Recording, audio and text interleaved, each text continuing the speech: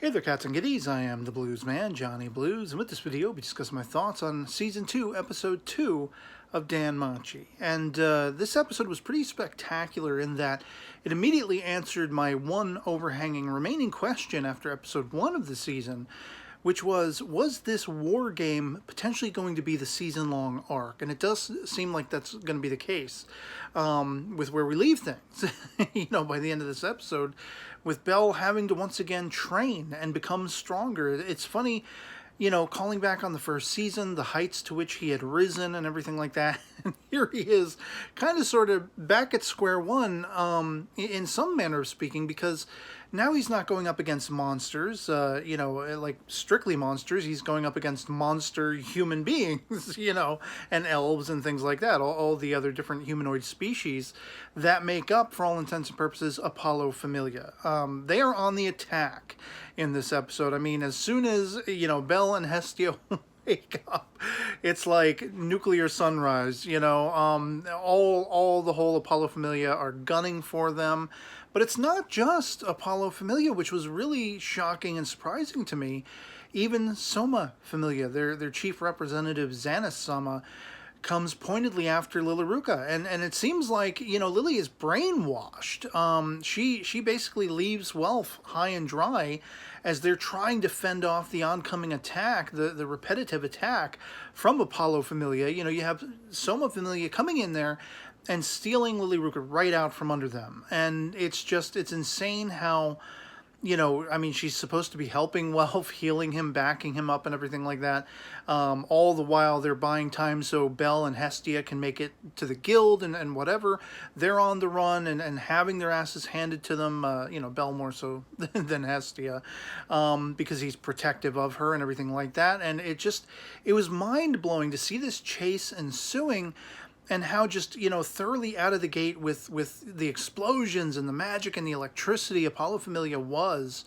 And their chief, sort of D-bag, Hyacinthus, or whatever, however you pronounce his name, Hyacinthus is what I think it is. But he's crazed, he's brazen, he's jealous. Daddy always liked you best kind of thing, kind of sort of an extension of that mentality, where he's very, very jealous of Apollo's interest in Bell, and he doesn't know the whole story.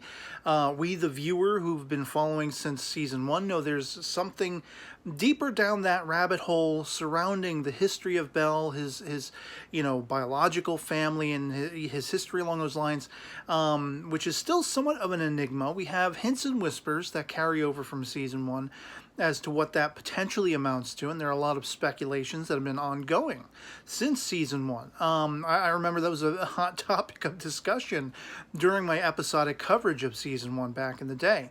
And so he doesn't know what Apollo maybe knows, is aware of, his suspicions, whether or not they've been confirmed in his own mind.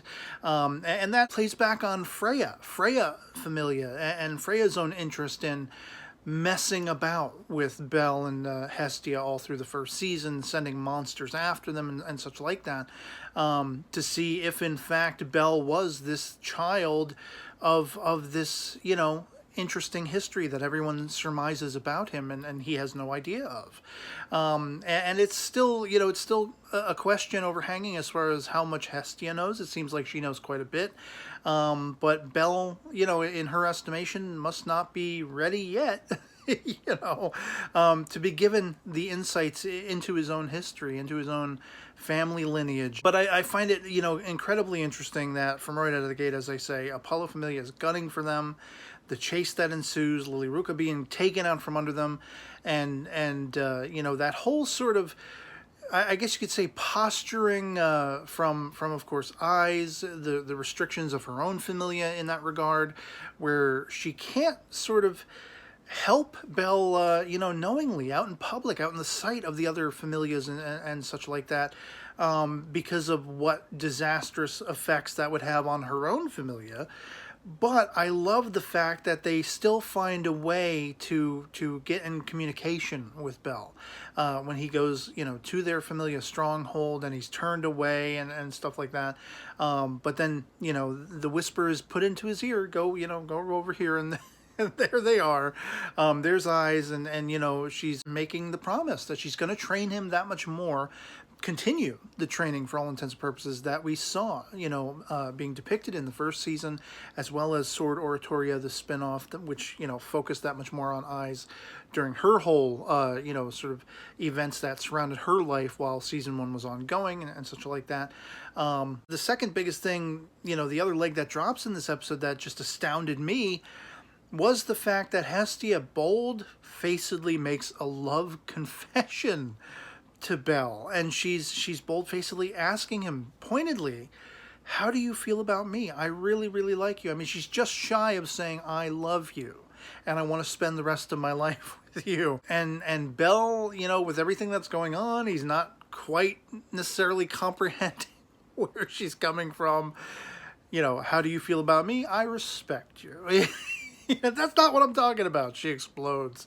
And then explosions erupt around them because now they've been found again by Apollo Familia. So, I mean, as if, Lilyruka being taken out from under them, being sort of brainwashed, siphoned back to her familia of origin and things like that. If that wasn't big and bad enough, and then the ongoing attack from Apollo Familia, all as a means to an end of wanting to get these war games up and going, just that love confession. I mean, we've seen Hestia get close before, and I'm being a little forgetful, how close she got in season 1 to actually just out and out saying it.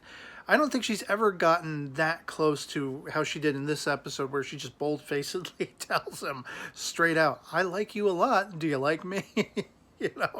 Let's go anywhere. Let's travel the world. As long as we're together, as long as I spend the rest of my life with you, I'll be happy. And he's just kind of like,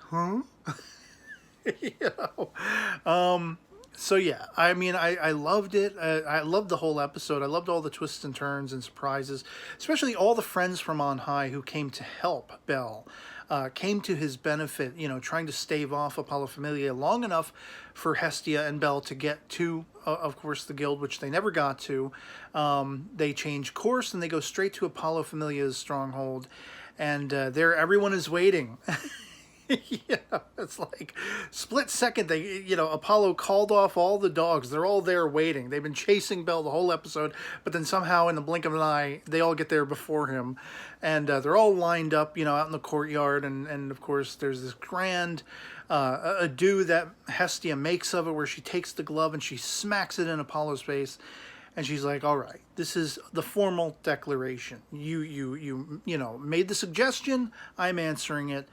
The war games are begun, and or at least it will happen.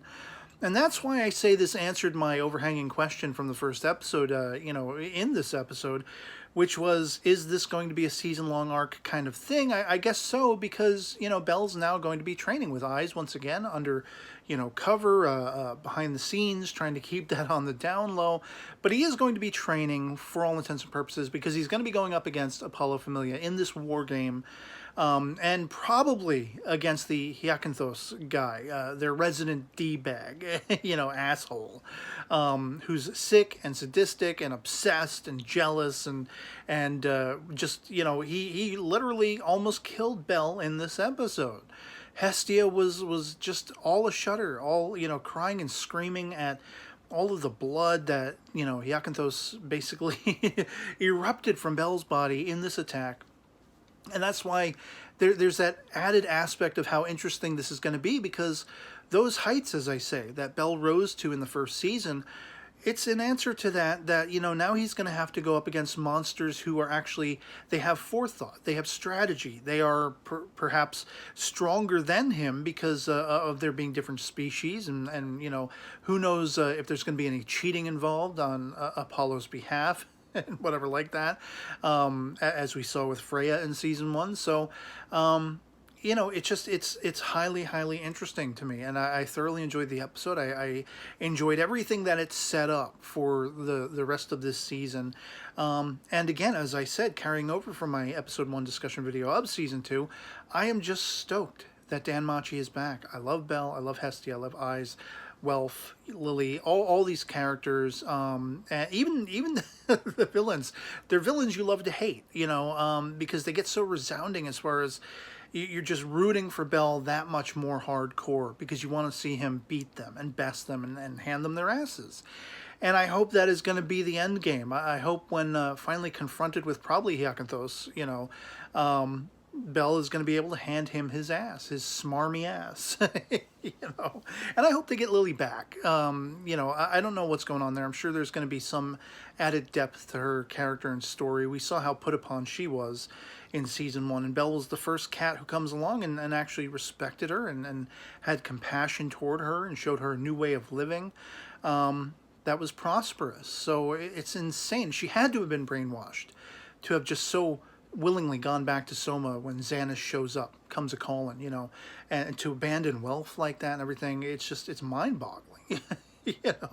So I'm definitely attuned to this season. I can't wait to see where we go from here.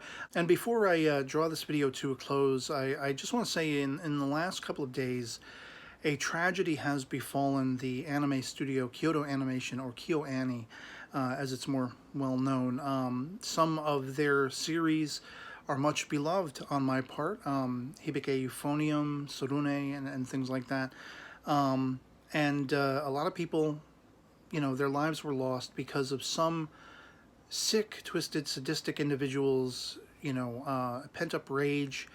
I'm not going to go fully in depth. If you're not familiar with the story, I suggest going over to my anime list or Googling it. But it's really a devastating, heartbreaking affair. And so I just want to offer my sincerest condolences to the families, friends, fans of those lives lost in this tragic event.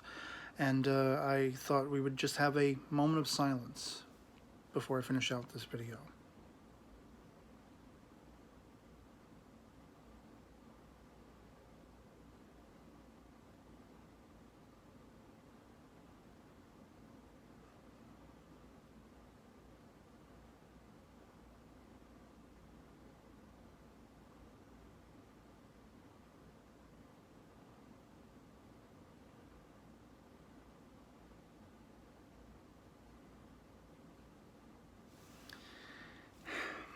And so, yeah, thanks for watching, and I'll catch you all later.